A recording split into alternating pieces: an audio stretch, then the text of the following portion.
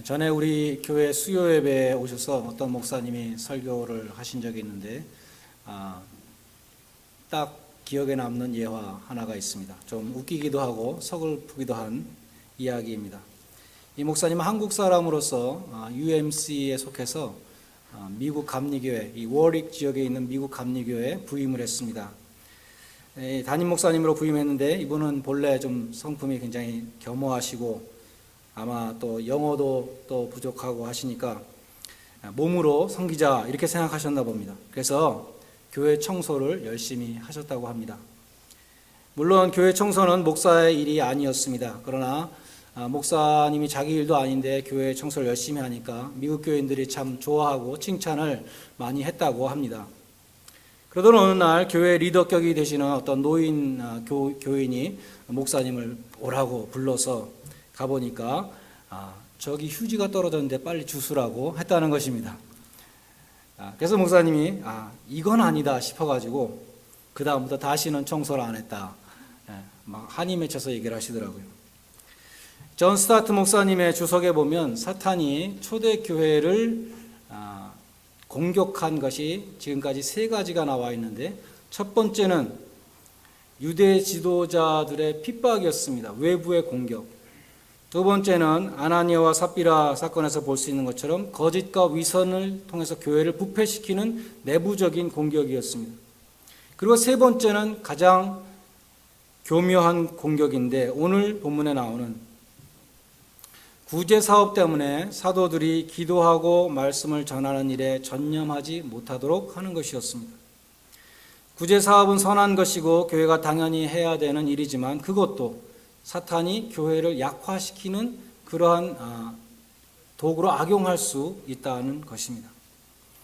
1절에 보면 그때 제자들이 많아졌는데 헬라파 사람들이, 헬라파 유대인들이 자기 과부들은 왜 유대파, 히브리파 과부들보다 조금밖에 못 받느냐, 이 불공평에 대해서 원망을 했습니다. 히브리파 사람들이란 예루살렘 토종 유대인들이라 할 수 있죠. 고향을 떠나지 않고 계속 살아온 사람들입니다. 헬라파 유대인들은 외국에 나가서 살았던 사람들, 헬라 문화를 접했던 그러다가 고향으로 다시 온 사람들이라 할 수 있습니다. 두 종류의 유대인들이 있었는데 갈등이 일어나게 된 이유는 헬라파 유대인들이 불공평하게 대우를 받는다고 불만을 표시했기 때문입니다. 교회가 구제하는 것 자체가 문제가 있었던 것이 아니라 그 공평성에 문제가 생긴 것입니다. 본래 성령의 충만함을 받은 사도들이 담대하게 말씀을 전했지요. 그러니까 교인들이 성도들이 큰 은혜를 받고 자기의 소유를, 바나바 같은 사람은 밭을 팔아서 자기의 소유를 사도들의 발 앞에 갖다 놓았습니다. 그러니까 사도들이 그것을 필요에 따라서 나눠줬다. 우리는 사도행전을 통해서 알고 있습니다. 그런데 제자들의 수가 많아지면서 불공평하다는 불만이 나오게 됐다는 것이죠.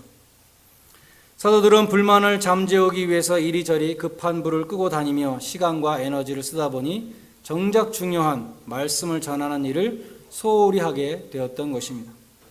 요즘식으로 이야기하면 목회자가 교회 행정과 재정과 사람 관리와 이런 것에 치중하다 보니까 말씀을 준비하는 시간, 기도하는 시간이 모자라게 되었다는 것입니다. 사도들은 여기서 우선순위를 분명히 했습니다. 우리가 하나님의 말씀을 제쳐놓고 공궤를 일삼는 것이 마땅치 아니하다. 요즘 새로 나온 개혁성경에 보면 대접을 일삼는 것이 마땅치 아니하다. 교회의 가장 중요한 사역은 말씀 사역입니다. 말씀을 통해서만 죽은 영혼이 거듭날 수 있습니다. 말씀을 전함으로 믿음이 자라고 하나님의 뜻을 분별해서 의의 길을 가도록 인도할 수 있습니다. 사도들은 이렇게 선언했습니다. 4절에 보면 우리는 기도하는 것과 말씀 전하는 것을 전무하리라. 여기 보면 말씀과 함께 기도의 중요성을 강조했습니다. 말씀을 깨닫기 위해서는 기도를 해야 하는 것이죠. 말씀이 전파될 때에 그 말씀이 힘있게 전파되고 변화를 일으킬 수 있다면 그것은 기도의 능력에서 나오는 것입니다. 기도를 통해서 하나님의 말씀이 심령과 골수를 쪼개는 성령의 검이 되는 것입니다. 그래서 사도들은 우리가 말씀과 기도에 전무하리라 이렇게 말했습니다.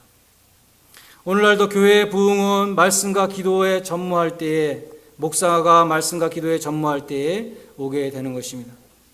행정과 조직과 프로그램을 통해서 외형이 아무리 커진다 하더라도 언제 이것이 무너지는가? 말씀 위에 서 있지 않으면 시험이 올 때에 예수님의 말씀과 같이 흔들리고 혼란에 빠지고 쪼개지고 부서지는 것들을 우리는 많이 보게 되는 것입니다.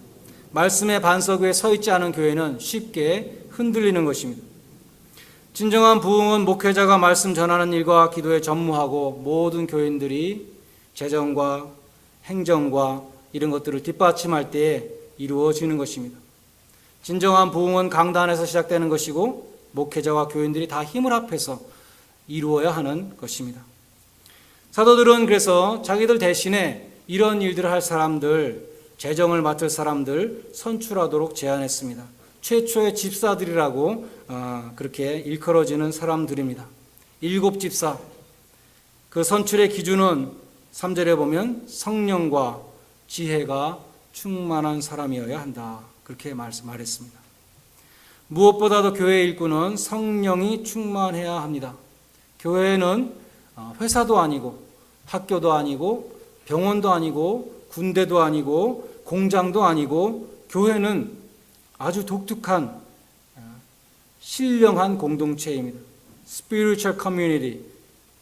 그래서 학력이나 무슨 경험이나 능력이나 이런 것이 있으면 물론 좋겠지만 그것보다 더 중요한 것은 영적으로 성숙한 사람이 교회 일을 감당해야 한다는 것입니다. 성경을 많이 읽고 기도에 힘쓰며 하나님과 깊은 교제를 나누는 사람이 교회 일꾼이 되어야 합니다. 믿음의 시각이 아닌 그런 불신의 시각을 가지고 세상의 방법을 가지고 교회 일을 해결하려고 할 때에 해결이 되는 게 아니라 점점 더 복잡해지고 더욱더 시험에 드는 것을 우리는 많이 보아왔습니다. 그러므로 교회의 일꾼은 성령이 충만해야 하는 것입니다. 아울러 지혜가 충만해야 한다 그랬습니다. 여기서 말하는 지혜는 세상의 지식이 아닙니다. 하나님이 주시는 지혜입니다. 야고보서 3장 17절로 18절은 하나님이 주시는 지혜에 대해서 이렇게 말씀합니다. 위로부터 난 지혜는 첫째 성결하고 다음에 화평하고 관용하고 양순하며 긍휼과 선한 열매가 가득하고 편벽과 거짓이 없나니 화평케 하는 자들은 화평으로 심어 의의 열매를 거두느니라. 위로부터 난 지혜는 화평의 열매와 의의 열매와 성령의 열매를 맺게 된다는 것이죠. 한마디로 지혜로운 자는 화해자입니다. 똑똑한 사람은 문제를 지적할지 몰라도 지혜로운 사람은 문제를 해결해서 화평을 이루게 한다는 것입니다. 이러한 지혜를 어떻게 얻을 수 있는가? 솔로몬은 하나님 앞에 1000번제를 드리고 지혜를 구했습니다. 하나님이 지혜를 주셨습니다. 야고보서 1장 5절은 말씀합니다. 너희 중에 누구든지 지혜가 부족하거든 모든 사람들에게 후히 주시는 그리고 꾸짖지 아니하시는 하나님께 구하라. 그리하면 너에게 주시리라 말씀합니다. 하나님이 주시는 지혜는 또한 성경에 있습니다. 디모데후서 3장 15절에 보면 내가 어려서부터 성경을 알았나니 성경은 능히 너로 하여금 그리스도 안에 있는 믿음으로 말미암아 구원에 이르는 지혜가 있게 하느니라. 구원의 지혜, 이것도 성경 가운데 있습니다. 성령과 지혜가 충만한 사람은 그러니까 말씀과 기도에 전무하는 사람이라고 할 수 있는 것이죠. 예수님이 마귀의 시험을 어떻게 물리쳤습니까? 말씀과 기도로 물리치셨습니다. 여러분이 잘 아시는 것처럼 예수님은 성경 말씀으로 마귀의 시험을 물리치셨습니다. 마귀가 시험할 때마다 기록되었으되 성경 구절을 딱 인용하심으로써 물리쳤던 것입니다. 에베소서 6장 17절에 보면 마귀의 괴계를 이기기 위해서 하나님의 전신갑주를 취하라 그랬는데 투구와 흉배와 허리띠와 신과 방패와 이 모든 것들이 다 방어용 무기인데 딱 하나 공격용 무기가 있습니다. 마귀를 무찌르기 위한 공격용 무기는 성령의 검, 이 칼인데 이것은 하나님의 말씀이라고 기록되어 있습니다. 예수님은 말씀으로 마귀의 유혹을 물리치셨습니다. 돌로 떡을 만들어 먹어라. 그 시험에 대해서 신명기 8장 3절을 인용하셨습니다. 사람이 떡으로만 살 것이 아니요 하나님의 입으로부터 나오는 모든 말씀으로 살 것이니라. 성전 꼭대기에서 뛰어내리면 천사가 와서 받쳐줄 거다. 그런 시험에 대해서는 신명기 6장 16절을 인용했습니다. 주 너의 하나님을 시험치 말라. 마귀한테 한 번만 절하면 천하 만국과 그 영광을 주겠다. 이 시험에 대해서 신명기 6장 13절을 인용하셨습니다. 주 너희 하나님께 경배하고 다만 그를 섬기라. 성령 충만하신 예수님은 하나님의 말씀으로 마귀의 유혹을 물리치셨습니다. 그리고 제자들에게 말씀하시기를 시험에 들지 않게 깨어 기도하라. 시험이라는 것은 마귀의 시험이죠. 멀쩡하던 사람이 갑자기 시험에 들면 이상해집니다. 말하는 것도 이상해지고 막 부정적인 말을 하고 마음이 강팍해지고 그런 것을 볼 수 있습니다. 기도하지 않으면 우리의 마음은 마귀의 놀이터가 됩니다. 그래서 시험에 들지 않도록 기도하라. 예수님이 나의 뜻대로 마옵시고 아버지의 뜻대로 하옵소서 3번 기도하시고 제자들에게 오셔서 시험에 들지 않도록 깨어 기도하라 말씀했습니다. 우리가 말씀과 기도 가운데 마귀의 유혹과 시험을 이길 수 있습니다. 하나님의 말씀, 나의 죄성을 거스를 때가 많이 있는데 우리는 기도하면서 내 뜻을 죽이고 하나님의 말씀을 따라가는, 하나님의 뜻을 따라가는 사람으로 우리가 순종하는 사람으로 변화되는 것입니다. 기도라는 것은 하나님 앞에 내 뜻을 밀어붙이는 것이 아니라 내 뜻을 하나님의 뜻으로 바꾸는 과정인 것입니다. 하나님을 가까이 하는 자는 마귀가 손을 대지 못합니다. 여러분 하나님을 가까이 하고 계십니까? 여러분 하나님을 가까이 하기 위해서 얼마나 많은 시간을 말씀과 기도에 드리고 있습니까? 우리가 말씀과 기도 가운데 하나님께 가까이 해야지 우리는 마귀의 시험을 이길 수 있고 하나님의 뜻에 순종하는 성령과 지혜가 충만한 교회의 일꾼이 될 수 있는 것입니다. 여러분의 프라이어리티가 말씀과 기도가 되어야 합니다. 오늘 본문에 보면 이 사도들이 우리는 말씀과 기도에 전무하리라, 이것이 우리의 우선순위라고 말했습니다. 이것은 목회자의 우선순위가 되어야 될 뿐만 아니라 여러분 모두의 우선순위가 되어야 하는 것입니다.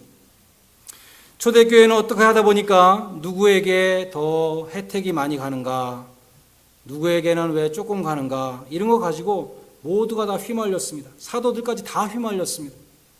그때 주님이 사탄에게 하셨던 이 말씀, 사람이 떡으로만 살 것이 아니라 하나님의 입으로 나오는 모든 말씀으로 살 것이니라. 사도들은 떡 문제는 이제 그만하고 우리 하나님의 말씀에 전무하겠다, 이렇게 말한 것입니다. 많은 사람들이 우선순위를 잘못 잡고 살아가고 있습니다. 떡을 더 중요시하고 살아가고 있다는 것입니다.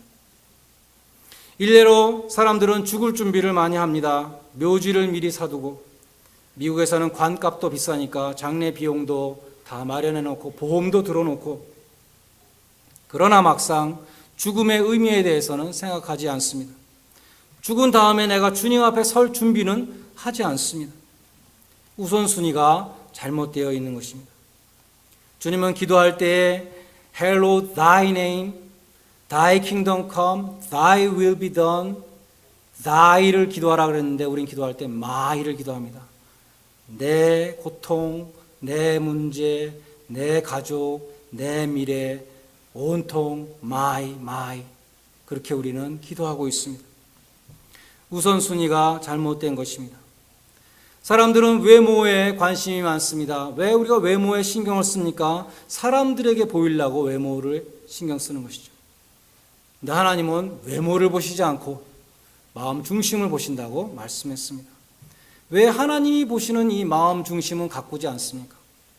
왜 갈고 닦고 청소하지 않습니까? 우선순위가 잘못되어 있는 것입니다.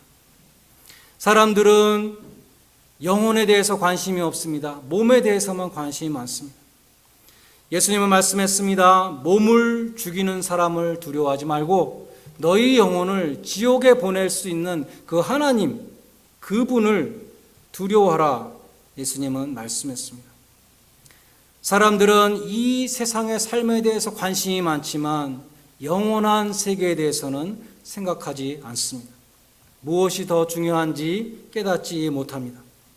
고린도후서 4장 18절을 말씀합니다. 우리가 돌아보는 것은 보이는 것이 아니요 보이지 않는 것이니 보이는 것은 잠깐이요 보이지 않는 것은 영원함이니라. 여러분은 순간과 영원 가운데 무엇을 택하고 있습니까? 성경에는 순간을 택한 사람들이 있고 영원을 택한 사람들이 있었습니다. 순간을 선택한 사람은 첫 아담을 따르는 사람들입니다. 첫 아담과 이브는 보암직도 하고 먹음직도 하고 이 탐스러운 탐심의 발동이 되어서 하나님의 말씀을 알고 있었지만, 하나님의 경고를 알고 있었지만 순간을 택했습니다. 그러나 마지막 아담으로 오신 예수님은 영원을 택했습니다. 우리가 영원을 택하는 사람은 예수 그리스도를 따라가는 사람들입니다. 히브리서 12장 2절은 예수님이 그 앞에 있는 즐거움을 위하여 십자가를 참으셨다. 우리 모든 성도들은 하나님이 주시는 썩지 아니하는 상을 바라보아야 합니다. 하나님의 영원한 축복. 탐욕에 눈이 어두워서 순간과 영혼을 바꾸는 이 에서와 같은 사람이 돼서는 안 될 것입니다. 히브리서 12장 16절과 17절에 보면 에서에 대해서 이렇게 말합니다. 한 그릇 식물을 위해서 장자의 명분을 판 에서와 같이 망령된 자가 있을까 두려워하라. 너희 아는 바와 같이 저가 그 후에 축복을 기업으로 받으려고 눈물을 흘리며 구하되 버린 바 되어 회개할 기회를 얻지 못하였느니라. 순간을 택한 에서를 망령되다, 영어에 보니까 godless, 불경건하다고 번역했습니다. 하나님의 영원한 축복 대신에 순간의 만족을 택하는 그것이 바로 불신앙이라는 것입니다. 에서와 같이 순간적인 것에 눈이 뒤집히면 영원한 축복을 우리는 잃어버리게 됩니다. 우리는 영원한 것과 순간적인 것을 잘 분별해야 됩니다. 순간적인 것을 위해서 영원한 것을 버리는 그러한 우선순위를 잘못 택하는 그러한 어리석음을 범하지 않기를 바랍니다. 우리는 영원한 천성을 벌어봤기 때문에 이 세상에서는 잠시 지나가는 나그네로 살았던 이 아브라함의 선택을 할 수 있기 바랍니다. 하나님이 주시는 그 상을 바라보고 고난의 길을 택했던 이 모세의 선택, 영원한 선택을 우리도 할 수 있기를 바랍니다. 부활의 영광을 위해서 십자가를 참으신 예수님의 뒤를 따르는 복된 성도들이 되시기를 바랍니다. 말씀을 맺습니다. 초대교회는 내부 갈등의 문제가 생겼을 때 우선순위를 바로 잡음으로써 해결을 했습니다. 7절에 보면 하나님의 말씀이 점점 왕성해서 예루살렘의 제자의 수가 심히 많아지고 복음에 대해서 가장 적대적이었던 제사장들도 많이 돌아왔다. 그렇게 기록되어 있습니다. 사도들이 우선순위를 재확인하고 교회의 본질에 충실했을 때에 교회는 이전보다 더욱 부흥했던 것입니다. 여러분도 우선순위를 다시 한번 확인하시기 바랍니다. 어려운 문제나 갈등이 생길 때 주님이 먼저 구하라고 한 것을 내가 따라가고 있는가 다시 점검해 보시기를 바랍니다. 우선순위가 잘못되어 있으면 지체 말고 수정하시기를 바랍니다. 누가 하나님 앞에 복된 자입니까? 하나님이 인간을 만드신 그 목적을 따라 사는 사람이 복된 사람입니다. 하나님이 세상에 보내신 사명을 깨닫고 그 사명을 따라 사는 사람이 복된 사람입니다. 하나님의 선하시고 기뻐하시고 온전하신 뜻과 뜻을 말씀 속에서 기도 가운데 분별하고 그 뜻에 순종해서 사한 제사로 자신의 삶을 드리는 사람이 복된 사람입니다. 주님께서 말씀했습니다. 너희는 먼저 하나님의 나라를 구하라. 그리하면 이 세상에서 너희들이 염려하고 이 세상에서 너희들이 구하고 있는 그러한 모든 것들은 너희에게 더하여 주시리라. 요한 3서 2절에 보면 사도 요한은 이렇게 말했습니다. 사랑하는 자여 내 영혼이 잘됨 같이 범사에 잘되고 강건하기를 간구하노라. 영혼이 잘되는 것이 더 중요하다고 말씀했습니다. 말씀과 기도 가운데 우선순위를 바로 잡고 성령과 지혜가 충만한 거룩한 성도들이 다 되시기를 주님의 이름으로 간절히 축원드립니다. 기도하겠습니다.